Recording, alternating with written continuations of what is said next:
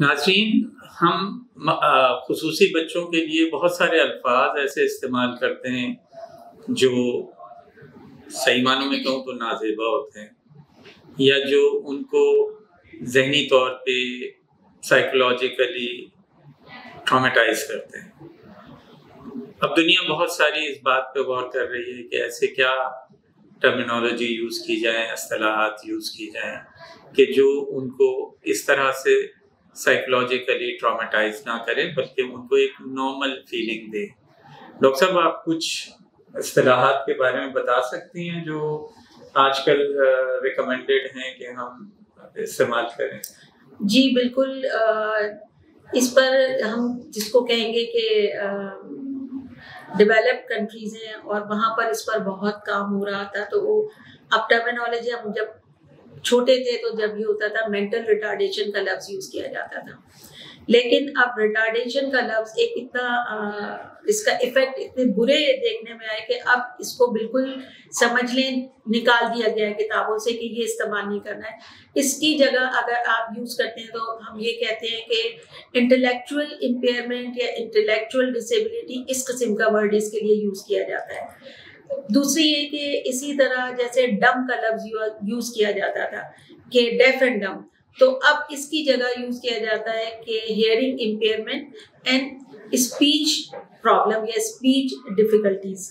तो इस तरह के अल्फाज अब इसी तरह पहले जैसे हम लोग बोल देते हैं, इसको बोलने को बिल्कुल प्रमोट नहीं करते कि ऑटिस्टिक चाइल्ड है या डाउन सिंड्रोम चाइल्ड है, इसके लिए बल्कि अब इस तरह की ट्रेनिंग दुनिया को दी जा रही है कि आप ये बोलें कि ये एक इनका बच्चा है, इसको ऑटिज्म भी है।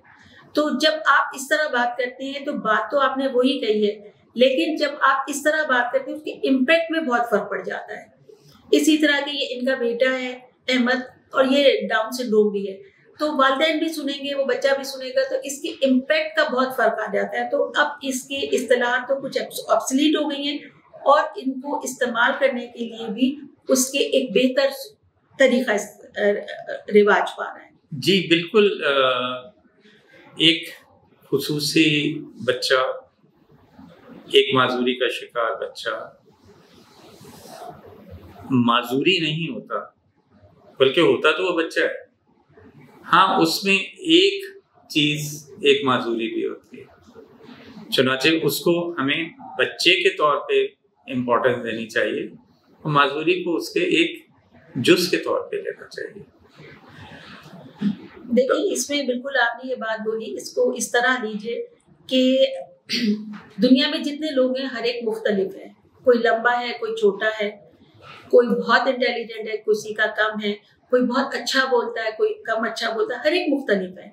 एक दरख्त है, उसके पत्ते होते हैं, कोई पत्ते बहुत तरोताज़ा होते हैं, कोई छोटे होते हैं, लेकिन वो सब एक दरख्त से लगे हुए होते हैं। इसी तरह हम दुनिया में जो लोग हैं, हर एक की एबिलिटीज जो हैं वो डिफरेंट होती हैं।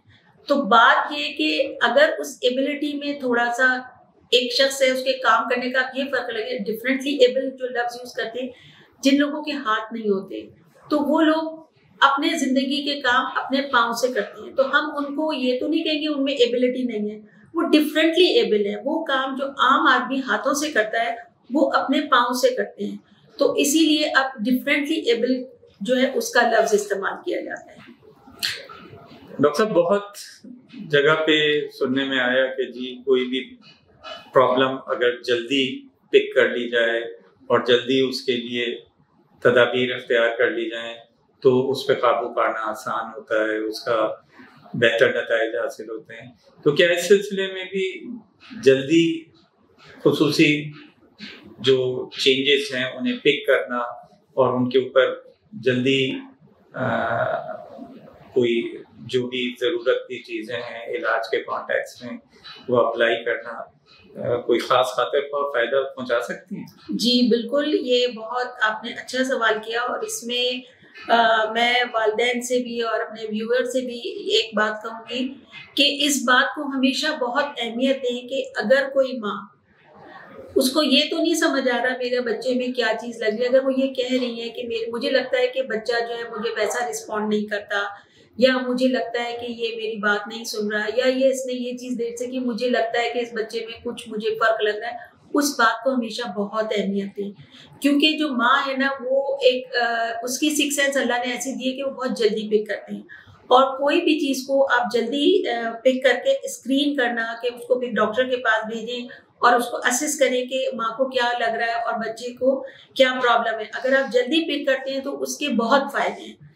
इसमें आप एक मिसाल ले लें जिसको कि बच्चे को हियरिंग प्रॉब्लम, यानी वो कम सुन रहा था, तो उसके ज़ाहिर है कि जब वो सुन नहीं रहा तो उसके रिस्पॉन्स जो है आवाज़ों का या लोगों की बात का मुख्तलिफ होगा। हम अगर, और वो ज़िंदगी सीखने में भी उसके मसले मसाइल आएंगे, तो अगर हमने जल्दी उसको पिक कर लिया और हमें लगा कि इसको हियरिंग एड की ज़रूरत है, हमने उसको वक्त पे हियरिंग एड लगा दिया, तो वो बच्चे की ग्रोथ, उसकी बाकी सब जो उसकी स्किल्स है वो सही से डेवलप होगी। इसी तरह एक बच्चा है कि उसको कम नज़र आता था, हमने उसको असिस्ट किया तो उसको लगा कि इसको नहीं नजर आ रहा है, उसको चश्मे की जरूरत है, तो आपने उसको चश्मा लगा दिया। जब चश्मा लगा दिया, वो दुनिया को सही से देख रहा है, तो वो उससे ज्यादा सीख सकेगा। तीसरी चीज ये होती है कि जो बच्चों की कुछ दिमाग है उसमें पैदाइश से लेके 3 साल तक एक तरीके से, जैसे इंटरनेट कनेक्शन कहते हैं ना, बच्चों के भी वो कनेक्शंस बन रहे होते हैं। और वो वक्त ऐसा होता है कि बच्चों में अडेप्टेबिलिटी भी होती है और हम उनको सपोर्ट करके उनको चीज़ें सिखा ज़्यादा बेहतर तरीके से सकते हैं। तो अगर लर्निंग डिसेबिलिटीज जो आती हैं, जिसको कहा गया सीखने की वो, और हमने ये जल्दी पिक कर ली, तो हम उसके भी बेहतर नताइज हासिल कर सकते हैं।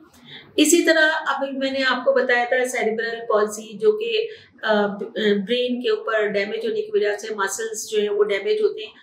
तो सेरिब्रल पॉल्सी में मसल्स जो है वो आहिस्ता आहिस्ता सख्त होने लगते हैं।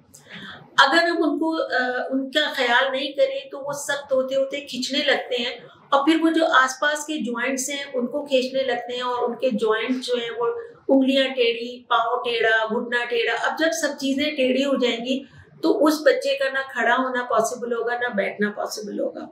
लेकिन अगर हम उसकी वक्त पे तशखीस करके और हम उसकी फिजियोथेरेपी कराते रहें, तो उसकी बॉडी अलाइनमेंट भी ठीक रहेगी, उसके मसल्स जो हैं वो डैमेज नहीं होंगे, और उसको जो है हम बैठने और हो सकता है चलने के काबिल करें। ये मेरा पर्सनल एक्सपीरियंस है। 1 साल का बच्चा आया था, बड़ी, हम उसको कहते हैं सीजर लेग के साथ आया था।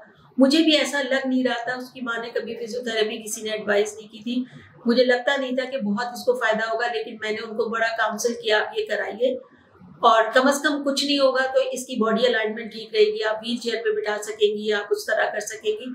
लेकिन मैंने ये देखा उस माँ ने बड़ी मेहनत की, उन लोगों ने, वो बच्चा जो था वो 6-7 साल का इंडिपेंडेंट पकड़ के चलने लगा था।